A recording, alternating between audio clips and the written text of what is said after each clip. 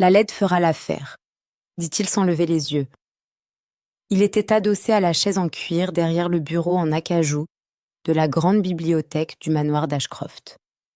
Une cheville croisée sur le genou, une carafe de Porto à portée de main et un registre ouvert devant lui qu'il ne lisait pas.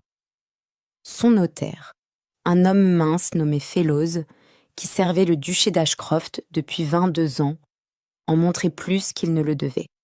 J'ai demandé laquelle me causerait le moins de difficultés, laquelle personne d'autre ne veut, laquelle restera reconnaissante et silencieuse.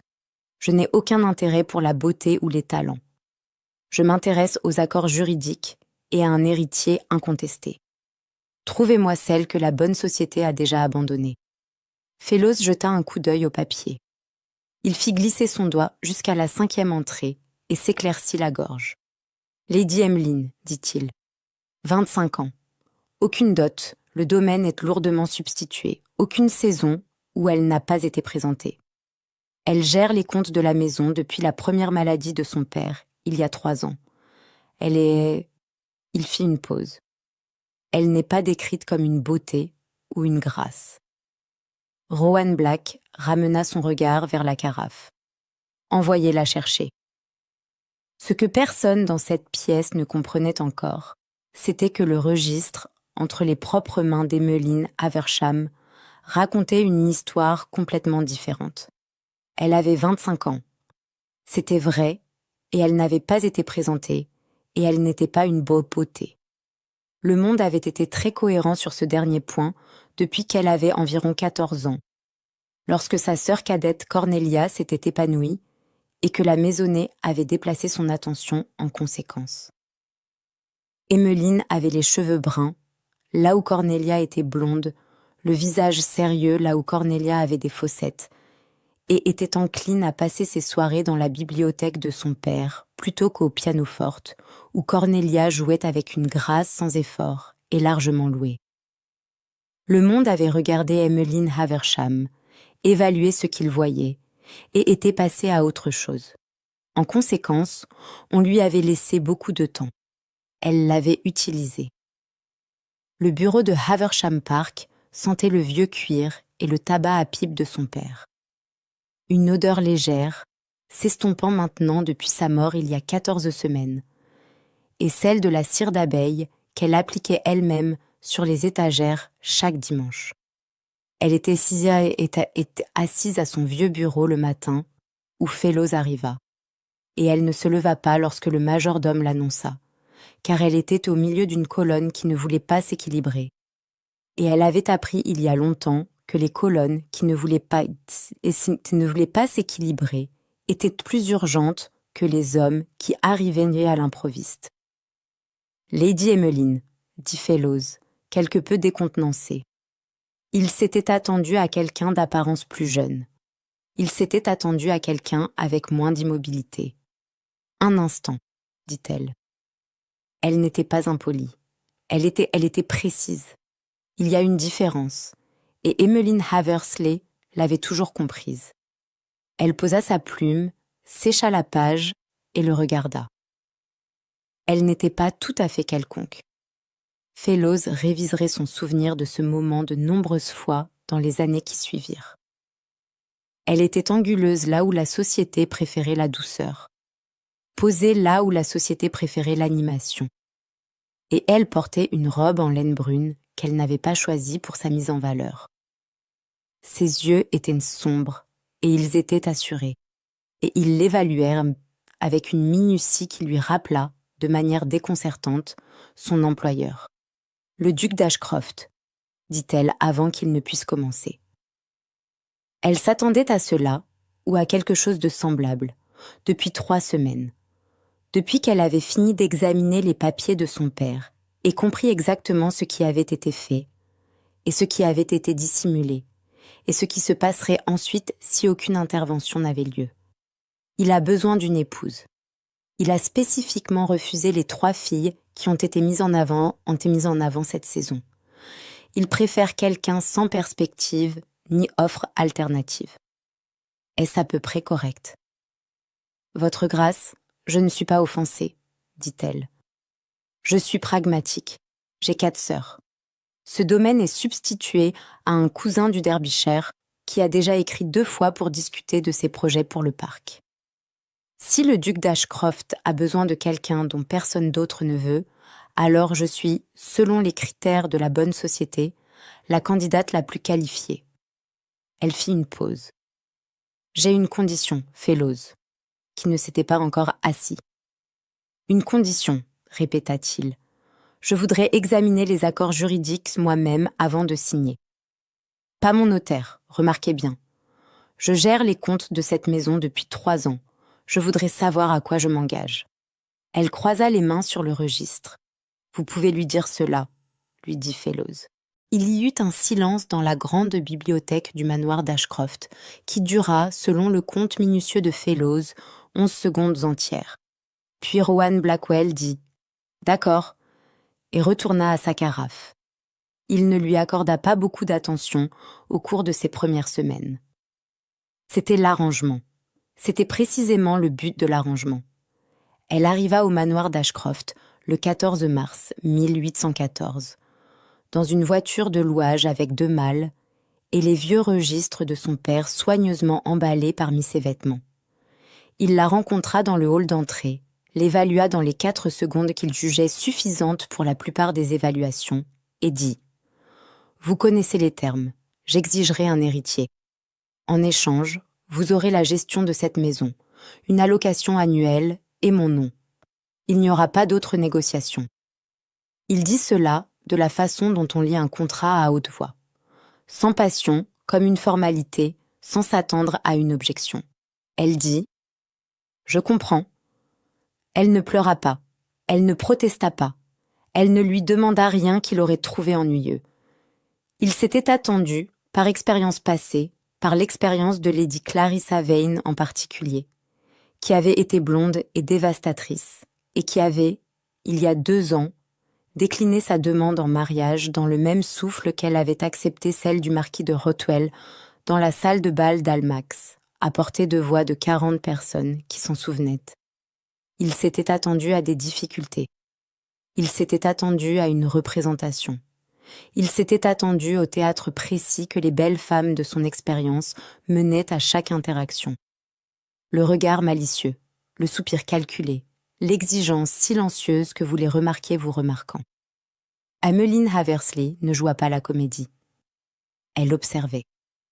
Elle prit les livres de comptes de la maison à la gouvernante, une femme nommée Madame Dor, qui s'était attendue à la détester au 3e matin, et elle s'assit dans le plus petit des 2 bureaux pendant 4 heures. Lorsqu'elle émergea, elle avait une liste.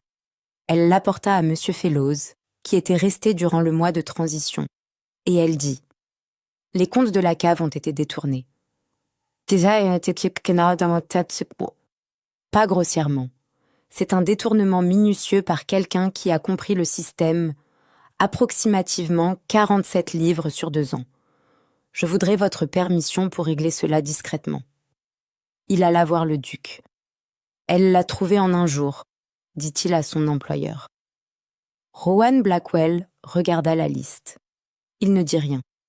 Il plia le papier et le mit dans la poche de son manteau, ce qui était sa façon de classer les choses qui nécessitaient une réflexion plus approfondie. Et il n'en parla plus. Mais il commença, après cela, à laisser la porte du bureau ouverte lorsqu'il travaillait le soir. Ce n'était pas une invitation. Il aurait été irrité par la suggestion que c'était une invitation. Il laissait la porte ouverte parce qu'il faisait chaud dans la maison et parce que les soirées étaient devenues, d'une certaine manière qu'il n'avait pas anticipée, plus calmes d'une façon qui n'était pas vide, mais plutôt occupée. Il l'entendait parfois depuis son bureau, le grattement de sa plume ou la conversation à voix basse qu'elle avait avec Madame Dor au sujet des réserves des singes, ou rien du tout, ce qui était aussi en quelque sorte une présence. Il avait vécu seul dans cette maison pendant 3 ans et n'avait pas trouvé le silence inconfortable. Il le trouvait maintenant parfois trop vaste.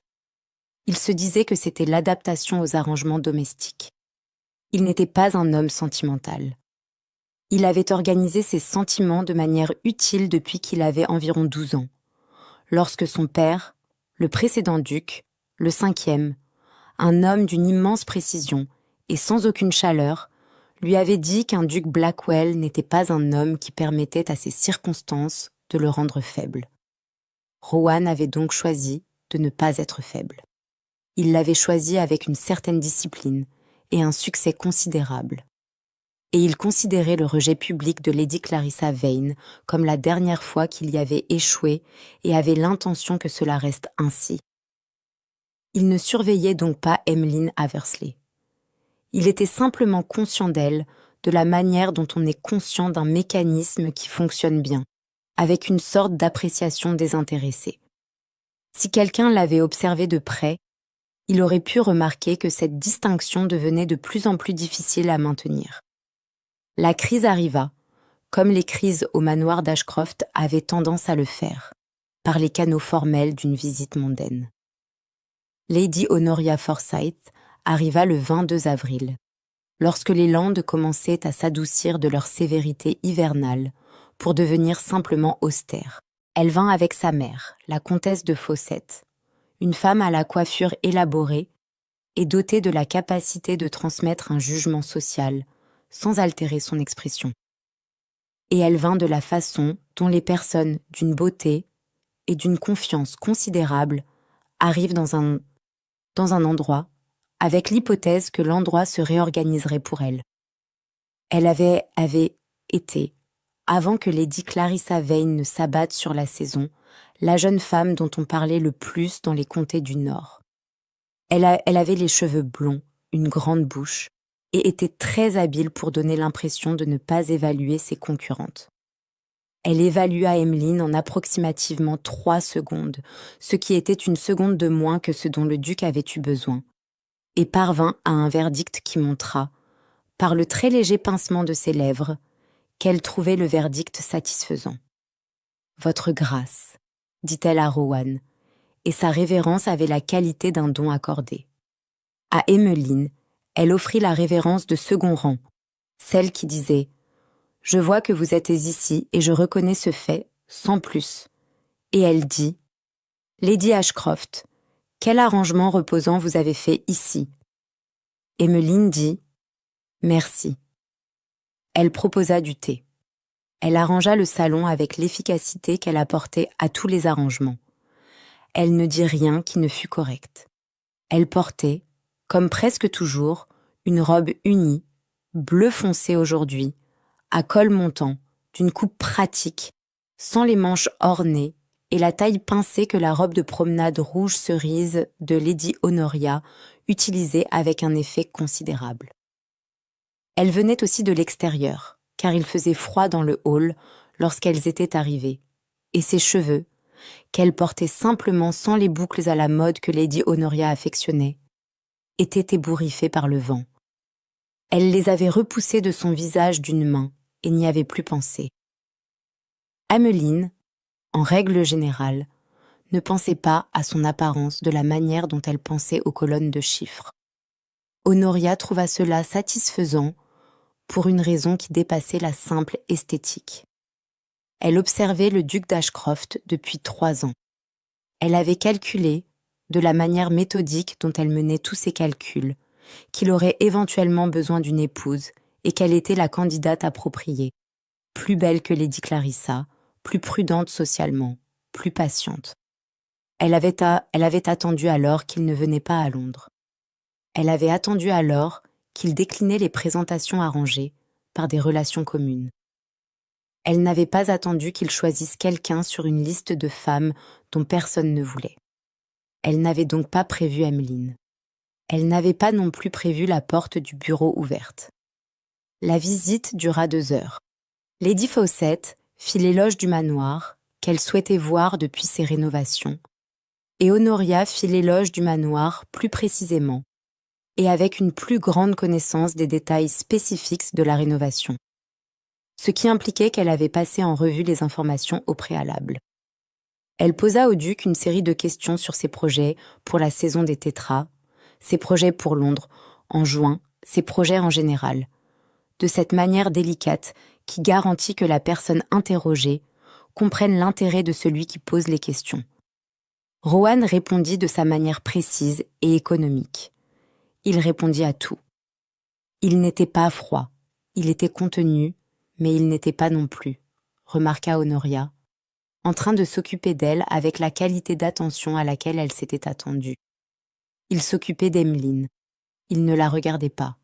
Il ne la regardait jamais. Il parlait à Lady Fawcett. Il répondait aux questions d'Honoria. Il était tout à fait correctement présent. Mais lorsqu'Emmeline se leva pour appeler le valet de pied, son attention se porta brièvement sur elle, puis s'en détourna à nouveau. Lorsqu'elle se leva pour remplir la théière elle-même, plutôt que d'attendre le valet de pied qui était plus lent qu'elle ne le jugeait nécessaire, il y eut une fraction de pause dans ce que le duc disait. Honoria dit, alors qu'elle partait, que l'on nouait son chapeau et que l'on amenait la voiture. « Votre épouse est très compétente, votre grâce. » Rowan dit « Oui. » Honoria le regarda et constata qu'il ne la regardait pas. La lettre arriva un jeudi matin, dans la première semaine de mai. Emmeline était dans le petit salon de la gouvernante, qu'elle avait réclamé au motif que la lumière y était meilleure que dans le bureau que Fellows lui avait assigné, lorsque Madame Dor l'apporta. Une lettre réexpédiée depuis Haversley Park, dans une enveloppe qui avait été ouverte et recachetée avec une cire différente. L'adresse était d'une écriture qu'elle reconnut. Le cousin du Derbyshire, qui avait écrit 2 fois et qui, semblait-il à présent, avait également écrit à quelqu'un d'autre. Elle la lut. Elle la relut. Elle la posa sur le bureau, avec l'aplatissement précis de quelqu'un qui a trouvé une anomalie dans une colonne qui aurait dû être correcte. Puis, elle alla trouver le duc. Il était dans l'écurie Est, parlant à son palefrenier en chef d'un cheval blessé à la jambe avant gauche, qu'il examinait lui-même plutôt que de déléguer. Elle avait appris très tôt qu'il était ce genre d'homme, le genre qui regardait les choses directement plutôt que de recevoir des rapports. Elle attendit qu'il eût terminé. Elle ne rôda pas ni ne s'agita. Elle se tenait à la porte de l'écurie, les mains croisées et le visage arborant l'expression que Madame Dor avait appris à reconnaître comme celle qui précédait des informations que le duc trouverait soit utiles, soit alarmantes. « Il y a quelque chose que vous devriez voir, » dit-elle lorsque le palefrenier fut parti. Elle lui donna la lettre. La lettre était du cousin du Derbyshire, à Lady Honoria Forsyth. Ce n'était pas... Elle faisait attention à ne pas être un document explicite.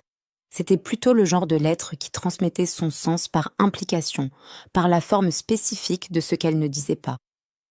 Le cousin, un certain Thomas Haversley, 38 ans, qui avait écrit 2 fois au sujet du parc, écrivait pour s'enquérir de si Lady Honoria avait trouvé la maisonnée du manoir d'Ashcroft à la hauteur de ses espérances, et si certaines enquêtes que le cousin avait menées auprès du notaire du duché concernant les accords juridiques s'étaient révélées fructueuses, et si la question des documents était susceptible d'être résolue de la manière prévue. Rowan la lut 1 fois. Il la plia. Il resta silencieux pendant un moment qui dura la longueur de la rangée de l'écurie. 3 longs battements de cœur, ou peut-être 4. Emmeline se tenait à 6 pieds de lui, l'observant de la façon dont elle observait les choses, avec la qualité d'observation qui ne demandait rien et offrait tout, et qui était, avait-il découvert, la forme d'attention la plus utile. Les accords juridiques, dit-il. Pas une question. Le domaine de mon père avait une substitution secondaire, dit-elle. Je l'ai trouvé il y a 3 semaines en parcourant les vieux papiers. Si je me mariais et que mon mari pouvait établir la substitution secondaire, le domaine de Haversley ne reviendrait pas au cousin du Derbyshire. Il reviendrait à mon héritier direct. Elle fit une pause. Le cousin est au courant depuis plus longtemps que moi. Il aurait besoin que le mariage échoue ou soit dissous avant qu'un héritier ne soit établi. Rowan la regarda. Il y avait, dans ses yeux gris, une qualité qu'elle n'y avait jamais vue auparavant. Quelque chose qui n'était pas de la chaleur, précisément, mais qui était le territoire frontalier où la chaleur devient possible. Et vous le saviez quand vous avez accepté l'arrangement. Vous avez accepté de toute façon. Je n'avais pas d'autre option viable, dit-elle. Et je croyais... Elle s'arrêta. Que croyez-vous ? Elle le regarda fixement. Elle avait l'habitude d'affronter une question avec tout son poids, plutôt que de l'éluder, ce qu'il avait également remarqué. Je croyais que le duc d'Ashcroft était que le genre d'homme qui examinait ses propres registres, qui regardait les choses en face, qui ne se laissait pas facilement manipuler. Elle croisa les mains. Je croyais que si je vous disais la vérité lorsque vous l'auriez de moi, vous la recevriez correctement. L'écurie sentait le foin et le cuir, et le bord minéral et froid des landes qui s'infiltraient sous la porte. Le cheval dans la stalle voisine bougea et s'immobilisa. Dehors, un vent traversa le parc et pressa brièvement contre la vieille pierre. Il dit que vous auriez dû me le dire au début. Vous n'auriez pas écouté au début, dit-elle. Vous aviez besoin de me voir travailler d'abord. Le silence qui suivit cela était d'une autre espèce que le silence qui l'avait précédé. Il la regarda de la manière posée qu'elle avait fini par comprendre comme étant sa véritable forme d'attention. Pas l'attention formelle et contenue qu'il offrait au monde, mais celle qu'il s'autorisait dans les moments où il oubliait de s'en méfier. C'était le regard, pensa-t-elle, dont il avait été déshabitué par quelqu'un qui le considérait comme une faiblesse, et qui revenait par petits incréments depuis le 14 mars, de la manière dont une épaule, autrefois blessée, se souvient du mouvement pour lequel elle a été conçue. Le cousin est en correspondance avec Lady Fawcett depuis un certain temps, dit-elle, retournant à l'aspect pratique. Car ils avaient tous deux besoin de pratique, et elle y excellait mieux qu'au sentiment. Assez longtemps pour que l'enquête auprès du notaire du duché soit arrangée. Je crois qu'il espérait la présenter comme une alternative après l'échec du mariage. Il n'a pas tenu compte du fait que la substitution secondaire produirait un résultat différent. Les accords juridiques tiennent, dit Rowan. Les documents ont été déposés il y a 3 semaines. Je sais, c'était elle qui les avait examinés. Le chemin de Thomas Haversley vers le parc est fermé. Il la regardait toujours, puis, à la manière d'un homme qui a pris une décision qui n'était pas, à proprement parler, une décision mais plutôt la reconnaissance de ce qui avait déjà été décidé, il dit « Je vous dois des excuses ». Elle ne demanda pas pourquoi. Elle attendit. J'ai décrit cet arrangement au début comme une transaction. Je l'ai mené de cette façon. Je vous ai évalué de la façon dont on évalue une ligne budgétaire. Il ne le dit pas avec autocondamnation. Il le dit de la manière dont il disait tout, platement et sans ornement. Mais la platitude avait maintenant une qualité qu'elle reconnut. C'était la platitude de quelque chose qui a coûté d'être dit. Vous n'avez été, à aucun moment de tout cela, traité comme j'aurais dû vous traiter, dit-elle. Je n'en suis pas blessée. Non. Il la regarda. Vous l'avez trop bien géré pour en être blessée. C'est peut-être la chose que j'aurais dû voir. Elle avait eu raison. Le 14 mars, lorsqu'elle l'avait regardé à travers le hall d'entrée, et avait pensé « C'est un homme qui est très bien défendu et qui en est très fatigué. Ça m'a Elle l'avait pensé de la manière pragmatique dont elle pensait à la plupart des choses. Comme une observation, pas un investissement. Mais cela avait persisté au cours des mois suivants. De la façon dont une observation correcte a tendance à persister. Elle dit « Que ferez-vous au sujet du cousin ?»« Ce qui doit être fait, » dit-il. Fellows s'en occupera. Il glissa la lettre dans la poche de son manteau, puis après une pause, « Je voudrais vous montrer quelque chose. » Il la conduisit à travers l'écurie est et dehors dans le parc, puis à travers le parc, jusqu'à la terrasse éloignée qui donnait au nord sur les landes, où la bruyère commençait, dans la froide lumière de mai, à montrer le premier violet bronze de sa saison à venir. Il se tint à côté d'elle, près de la balustrade en pierre, et il dit « Ce domaine est dans ma famille depuis 200 ans. J'en suis le duc depuis 9 ans. Je l'ai géré. » Il s'arrêta. Je l'ai géré de la manière dont on m'a appris à le gérer, c'est-à-dire seul, sans consultation, sans reconnaître qu'il y avait ici quoi que ce soit qui nécessita l'attention de plus d'une personne.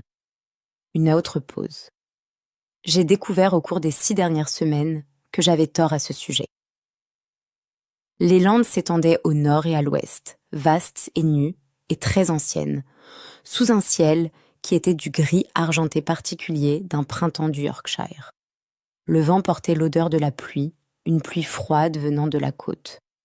L'odeur de bois de santal et de cuir qui émanait de lui était à son épaule, familière maintenant de la façon dont les choses deviennent familières lorsque vous avez passé 6 semaines à apprendre à lire les silences de quelqu'un qui ne parle pas négligemment.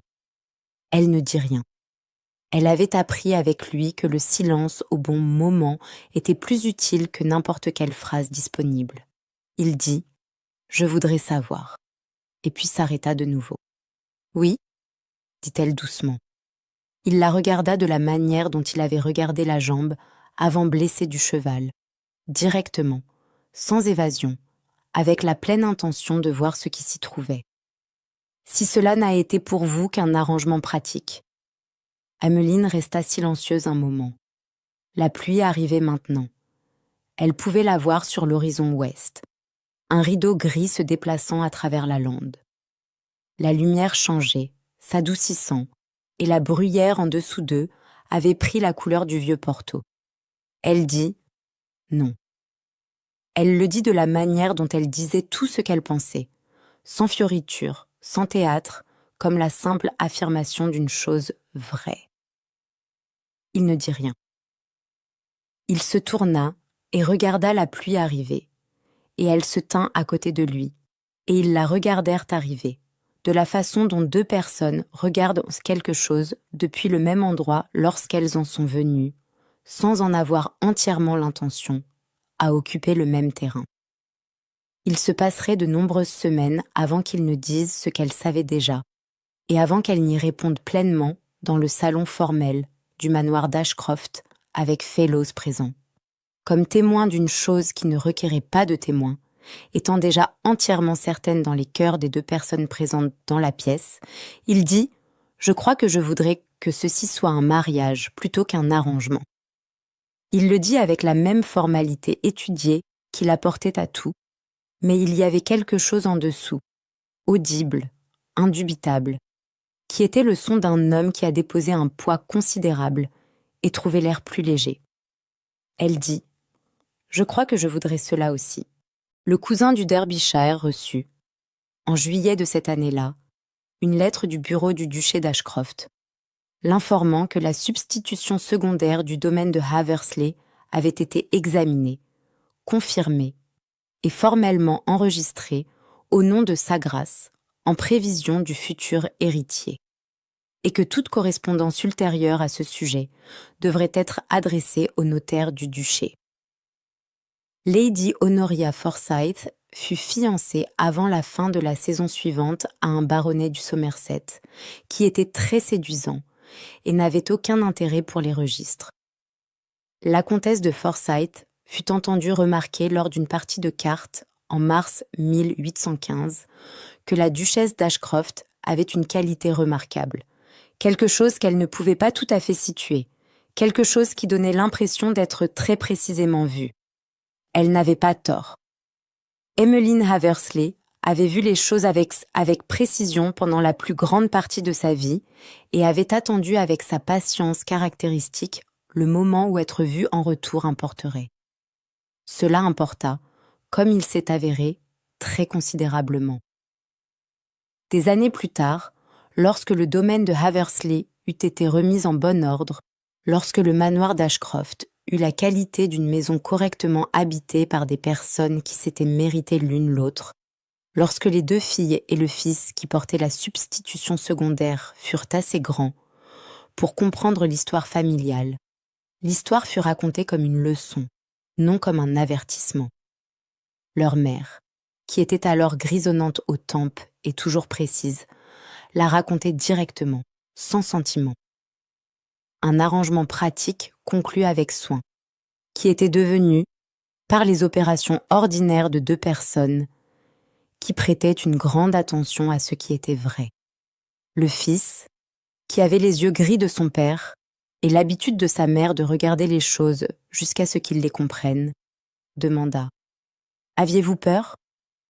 Emmeline dit « J'étais préparée.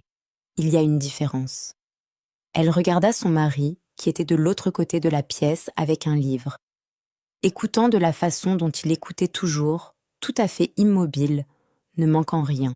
« Votre père, dit-elle, est le genre d'homme qui récompense la préparation. » Rowan Blackwell leva les yeux de son livre.